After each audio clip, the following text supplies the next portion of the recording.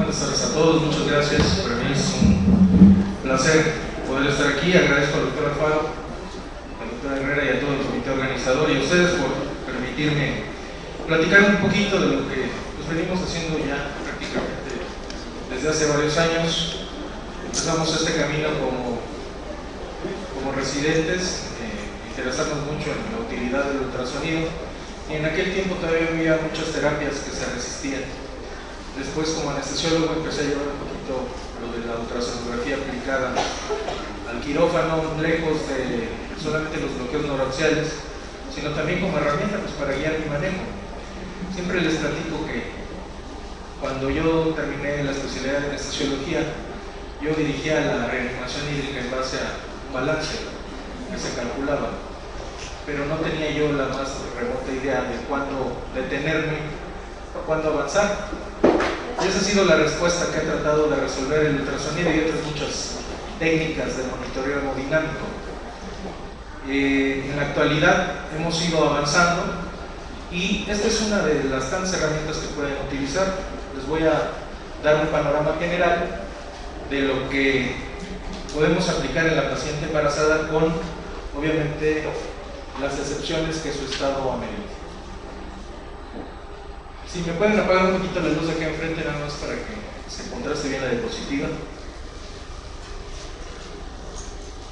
Entonces, empezaremos a hablar con que la aplicación de la ultrasonografía en todos los escenarios del paciente grave y de la obstétrica crítica se ha convertido en una herramienta pues ampliamente útil, porque no solamente podemos hacer monitoreo hemodinámico, podemos hacer accesos vasculares, podemos hacer ultrasonidos de la vía aérea, podemos evaluar contenido gástrico, etc. Es una herramienta útil, rápida y no invasiva.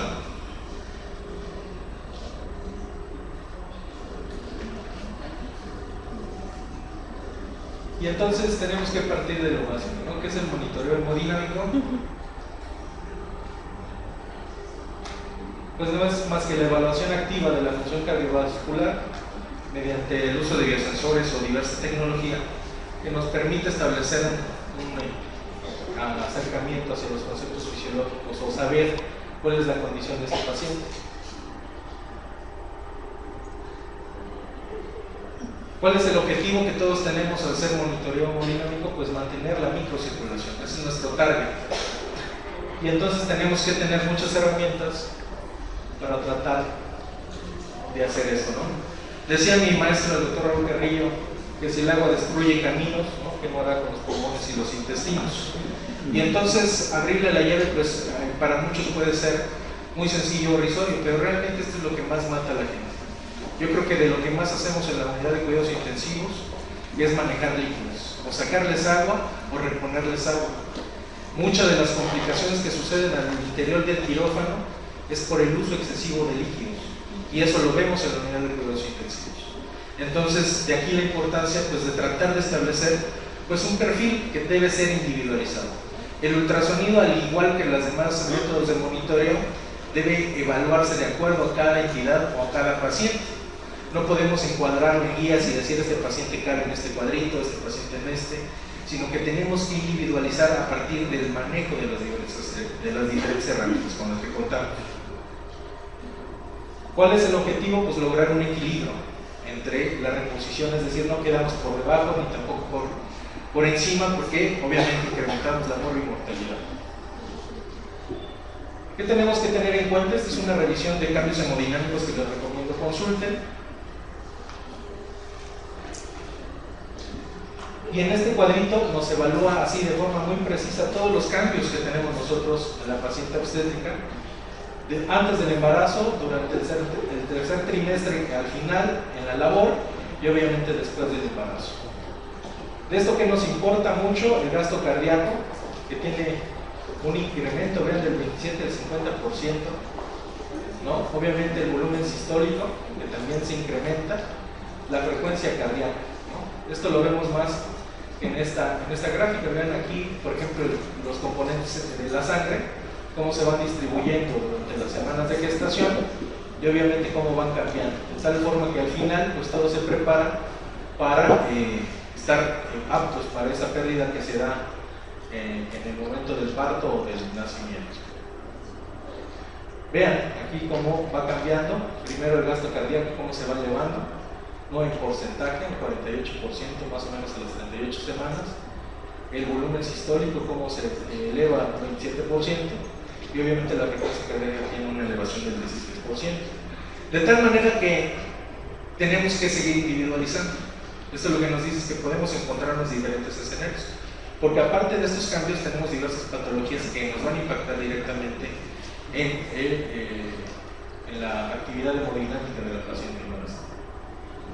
¿Qué es lo que siempre les digo a mis residentes cuando estamos viendo estos temas? Que tenemos que tener en mente tres preguntas. Primero, ¿qué vamos a evaluar? ¿Para qué nos sirve la ultrasonografía? Ya les decía, la ultrasonografía es dirigida. No es una ultrasonografía para ver qué encuentro, porque si no vamos a cometer errores. La ultrasonografía es para confirmar una sospecha, y entonces yo les decía a mis residentes, estamos cambiando esta etapa de la medicina visual en la que ya estamos dejando atrás un poquito el estetoscopio, por ejemplo, que no es lo mismo escucharlo, interpretarlo y hacernos una imagen cerebral de ello, a simplemente estarlo viendo. Entonces estamos dando este paso a la medicina visual. ¿Qué es lo que tenemos que aprender de esto? Pues aprender a discriminar las diferentes etiologías. Y lo primero que tenemos que preguntarnos es cómo está la función cardíaca, ¿no? Si tenemos alguna patología estructural o alguna anormalidad en su función. Dos, si esta paciente va a ser respondedora o no a volumen, ya veremos qué es lo que estamos haciendo al respecto. Y como tercer punto, si tenemos algunos fenómenos de compresión o oclusión tanto en el corazón como en las diferentes estructuras que tenemos, ¿no? Ya sea tórax o abdomen. ¿Qué hacemos cuando hacemos ecocardiografía dirigida? Esta es una ecocardiografía básica. La intención es no quitarle el trabajo a los ecocardiografistas en ningún momento, sino que nosotros seamos capaces de resolver situaciones críticas en pocos minutos, ¿sí? De una forma dirigida, y obviamente si necesitamos una evaluación más completa y obviamente documentarla en el expediente clínico, pues solicitaremos la interconsulta pertinente. ¿Qué hacemos cuando evaluamos el corazón? Bueno, vemos la morfología, la función sistólica del ventrículo izquierdo, del ventrículo derecho, función sistólica, función diastólica, obviamente estimación del gasto cardíaco, esto ya es un poco más avanzado, la respuesta a volumen, ¿no? Cómo está la precarga y si nuestro paciente va a ser respondedor. Y obviamente también podemos evaluar un poco de otros. Entonces, en el nivel básico vamos a establecer una ultrasonografía en modo visual, ¿sí? Y lo que les decía, ¿no? Las preguntas que nos tenemos que hacer y obviamente lo que intentamos responder. ¿Qué ventanas vamos a utilizar? Pues son las ventanas básicas, una ventana subtipoidea que nos permite ver 4 cámaras al igual que una apical, una ventana paraesternal en eje largo que lo principalmente nos va a hacer es evaluar la función del ventrículo izquierdo. Ya tenemos aurícula izquierda, ventrículo izquierdo, el ventrículo derecho arriba y obviamente el tracto de salud. Y un eje corto, ¿para qué? Para evaluar la contractilidad segmentaria, y esto nos va a permitir además junto con el electrocardiograma pues determinar si tenemos alguna cardiopatía isquémica o algún problema de la movilidad.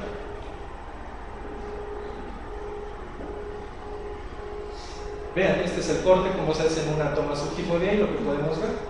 De forma visual, sin hacer mayor medición, nosotros podemos ser capaces de ir aprendiendo si ese corazón se contrae normal o anormal. Aquí no vamos a buscar hacer mediciones muy detalladas, simplemente con que tengamos decisiones dicotómicas si es normal o anormal, con eso podemos tomar muchas decisiones. Si hacemos nosotros una vista apical, vean, se ve igual las 4 cámaras y podemos evaluar la contractilidad global. Cómo se coloca el transductor, viendo hacia el lado derecho de nuestro paciente, y la imagen cómo la estamos cortando.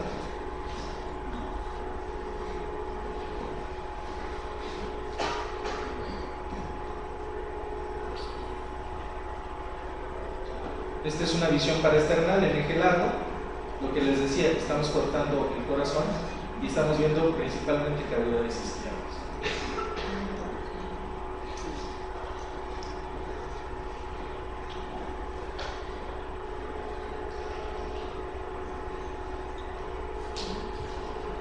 Y este es un eje corto. Si nosotros en ese mismo rotamos el transductor, 60 o 80 grados, vamos a poder cortar el corazón y ver su contractilidad segmental. Ahí lo que vamos a evaluar principalmente es qué tanto se cierra el ojo de buey, que le llaman the bull eye, o el ojo de toro, y qué tanto ensancha el membrana.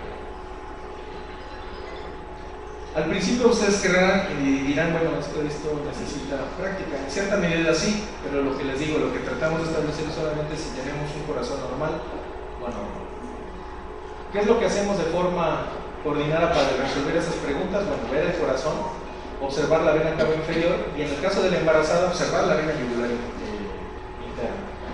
Obviamente observar el pulmón y buscar cómo está el volumen intravenoso.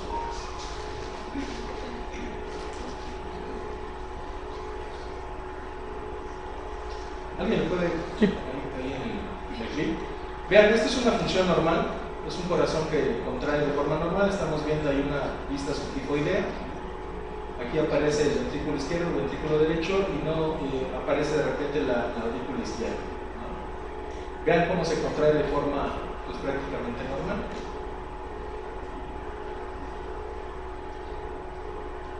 Le pica ahí el video, por favor. A diferencia de un corazón que está simplemente hipocontráctil, ¿sí? Entonces vean, no necesitamos ser muy avanzados para determinar o decir que este corazón está pasando algo. Obviamente sabemos que este corazón tiene, por simple visualización, una fémide de estos. Este es un corazón muy parecido, que se contrae un poco más que el anterior, pero igual tenemos alteraciones. Entonces podemos decir que esta por lo menos es una fémide entre 50 y 30%. Y en el otro extremo tenemos un corazón taquicárdico que tiene una fémide por arriba del 60%. Entonces vean, se han hecho diversos estudios en los que se evalúa, por ejemplo, en este caso, la función sistólica ventricular y se compara con el método de Simpson, que es uno de los métodos estandarizados para calcular la fracción de eyección. Y lo que se hace es calcular esto que se llama el ojo de toro, ¿no? Se compara simplemente con ver si cierra o no cierra. Se dice que visualmente tiene que cerrar más del 50% y engrosar más del 30% para decir que ese corazón tiene una contractilidad adecuada.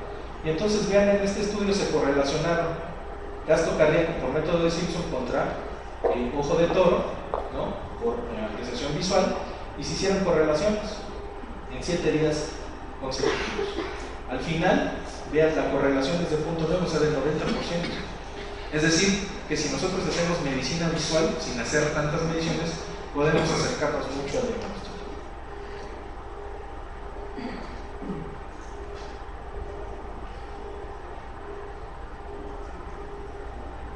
En este otro estudio se hizo un estudio en el que el grupo de médicos intensivistas con un entrenamiento teórico de 2 horas y práctico de solo 4, usando el ecocardiógrafo, se trató de identificar de manera correcta la FEBI, y entonces el 92% acertaron en que esa FEBI era normal y el 80% en el que tenía alguna depresión. Se han hecho estudios para que precisamente ir validando la utilidad de la ultrasonografía en el cuidado crítico. El otro plano, ya les decía, estamos evaluando el corazón y evaluamos la contractilidad. En este caso vamos a evaluar lo que se llama la migración del anillo tricuspidio. La migración del anillo tricuspidio nos ayuda para evaluar la función derecha del corazón, pero vean, aquí lo que hacemos es un modo pulsado. Vemos cómo migra el anillo y vemos la distancia que tiene. Y eso, aparte de correlacionarse con la función del ventrículo izquierdo, se correlaciona también con la función del ventrículo izquierdo. Normalmente se utiliza para valorar el ventrículo derecho, pero también lo podemos correlacionar indirectamente para ver la función del ventrículo izquierdo. Y vean, tiene una R cuadrada moderada de 0.65, es decir, que se puede hacer alguna determinación. Aquí lo que hicieron fue administrar dobuta antes y después, y vean, ¿no? La fracción de eyección del ventrículo izquierdo correlaciona con la migración del anillo tricuspidio. Entonces, de esta forma, sin hacer una medición tan especializada, podemos nosotros más o menos saber cuánto es nuestra función ventricular izquierda. Lo otro que tenemos que hacer es determinar el volumen intravascular. ¿Cómo lo hacemos en la actualidad? Hay varias maneras. Una de ellas es viendo volumen de variabilidad sistólico o volumen de variabilidad de flujo aórtico por métodos mínimamente invasivos, y la otra es determinar la distensibilidad, si el paciente está ventilado mecánicamente, o la colapsabilidad, si está ventilando espontáneamente. En el caso de la paciente obstétrica, dependiendo de las semanas de gestación, obviamente valorar la vena cava inferior es difícil. Sin embargo, ya hay estudios en los que se han hecho correlaciones con respecto a la vena yugular interna con respecto a la vena cava inferior, y la otra herramienta obviamente es el ultrasonido. ¿Qué es lo que tratamos de ver con esto? De si nuestro paciente es respondedor o no respondedor a volumen, ¿no? Y si se encuentra en esta etapa ascendente de la curva del Van. Y lo que se ha encontrado con estos estudios es precisamente que no hay correlación entre que si nuestro paciente es respondedor o no con la presión de oclusión de la arteria pulmonar o con la PVC. Esto quiere decir que son herramientas que debemos dejar de utilizar. Voy un poquito rápido porque no se nos acaba el tiempo. Y vean, la respuesta del volumen sistólico transtorácico en la variación de la respiración tiene una sensibilidad del 100% y una especificidad del 88%. Si nosotros utilizamos la vena cava inferior, podemos alcanzar sensibilidades y especificidades hasta del 90% para determinar el volumen intravascular. Vean, se han hecho estudios de acuerdo al diámetro de la vena cava inferior, cómo correlaciona más o menos con la presión de la aurícula derecha y obviamente el porcentaje del colapso inspiratorio, ¿no? Y a partir de esto nosotros podemos ir haciendo diagnósticos.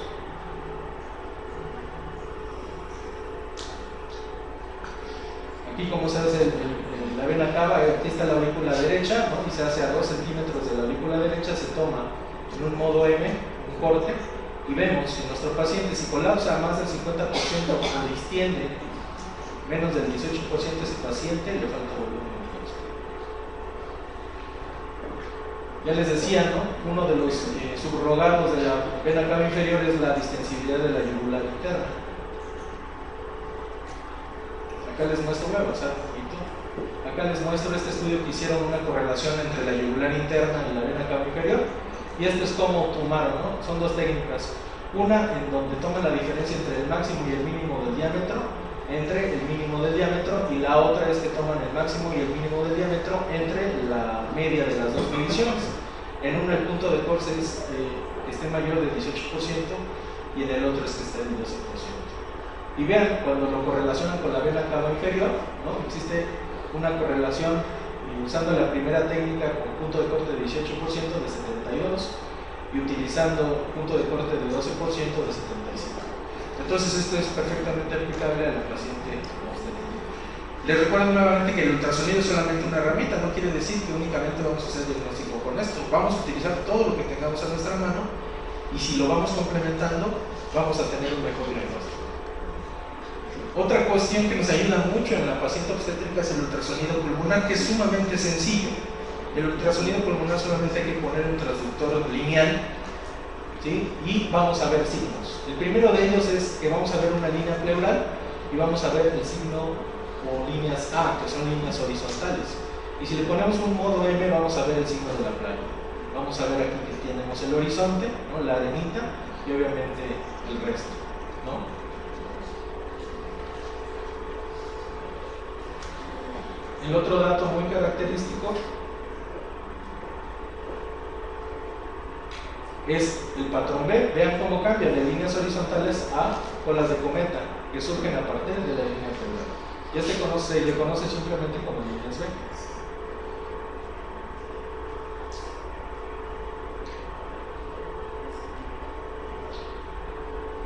¿Y puede quitar ahí el video?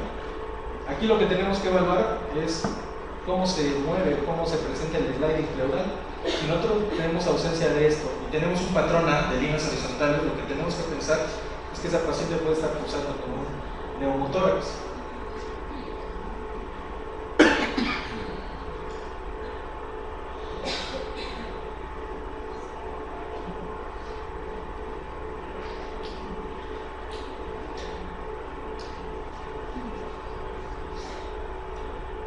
Vean como en un modo M, cuando tenemos un neumotórax no se aprecia una línea pleural como tal, y aparece el signo de código de barras, no aparece ese signo de la playa que les había mostrado anteriormente. Y este le llamamos signo de la estratosfera. Y esto es el signo del punto pulmonar.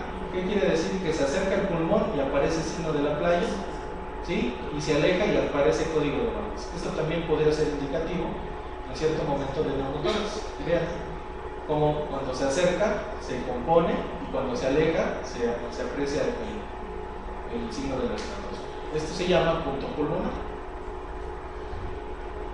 Conociendo los signos básicos, nosotros podemos establecer una secuencia de reanimación.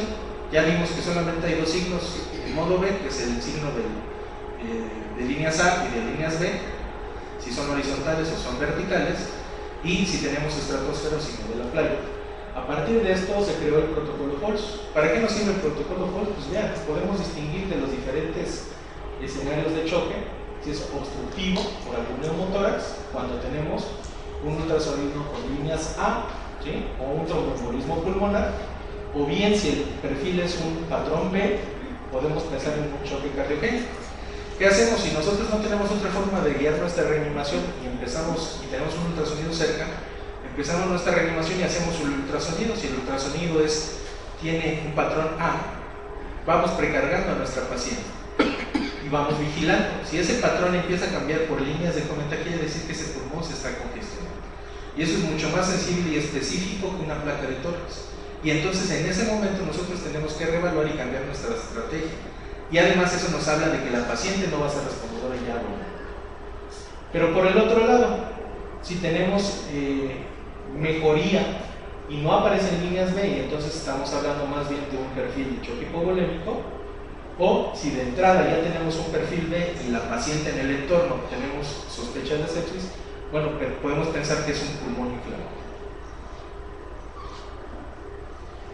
Entonces, en el ultrasonido pulmonar, solamente basta con saber que existe un patrón A y que existe un patrón de líneas B.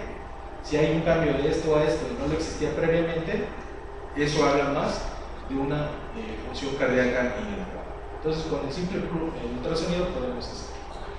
Y entonces vean, si nosotros combinamos ultrasonido pulmonar con diámetro de vena cava, igual podemos complementar nuestros diagnósticos. Si vemos un patrón A, que es un patrón de pulmón seco de líneas horizontales, con un diámetro de vena cava menor a 15 milímetros, probablemente a esta paciente le falte volumen.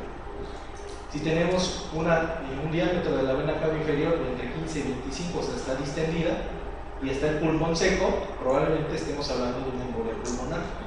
Por el otro lado, si tenemos un patrón B, con muchas líneas de cometa, tenemos que pensar cómo está la contractilidad. Si esta contractilidad está normal, podemos pensar en estados de sepsis o de sobrecarga, y si está deprimida, podemos pensar en un choque cardiogénico. Y en base a eso podemos establecer medidas de soporte. Otro de los protocolos que se ha hecho es el protocolo Rush, que es un protocolo que engloba igual la ecocardiografía y el ultrasonido pulmonar, y lo que evalúa son tres cosas. Primero, cómo está la bomba, cómo está la función contráctil, cómo está el tanque. Al tanque nos referimos con la cavidad torácica y la cavidad abdominal, ¿no? Y cómo están los tubos, principalmente los grandes vasos, y obviamente podemos también hacer ultrasonido inguinal para determinar si tenemos algún problema trombónico. Y en base a eso, establecer perfiles, ¿no? De choque hipovolémico, choque cardiogénico, choque obstructivo o choque distributivo. En conclusión, el monitoreo ultrasonográfico se muestra como un método confiable de monitoreo en la obstetricia. Se puede realizar a la cabecera del paciente, no es invasivo, se puede repetir, obviamente es observador dependiente y esto se tiene que ir perfeccionando con el tiempo, y es una herramienta más, no es la panacea, simplemente nos ayuda a complementar de forma visual lo que nosotros estamos pensando, lo corroboramos y obviamente podemos ofrecer una terapéutica mucho más rápida. Imagínense ustedes que si están sospechando en un neumotórax, ¿cuánto les lleva en sus hospitales pedir una placa de tórax? Eso sí lo hay, ¿no? Y si el técnico quiere ir, y después de eso, ¿cuánto les toma todavía instaurar la medida? Con el ultrasonido basta con que coloquen el ultrasonido en el pulmón y se den cuenta, y obviamente en un entorno clínico pueden hacer maniobras de forma más pronta, acortar tiempos y acortar recursos. Por eso decimos que es de bajo costo. Si nosotros hacemos todo lo que nos ahorra el ultrasonido, van a darse cuenta que es muy barato. ¿Por qué? Porque no se lo cobramos a la paciente, porque no requerimos mayor insumo que conectarlo a la energía eléctrica y hacerlo. Muchas gracias.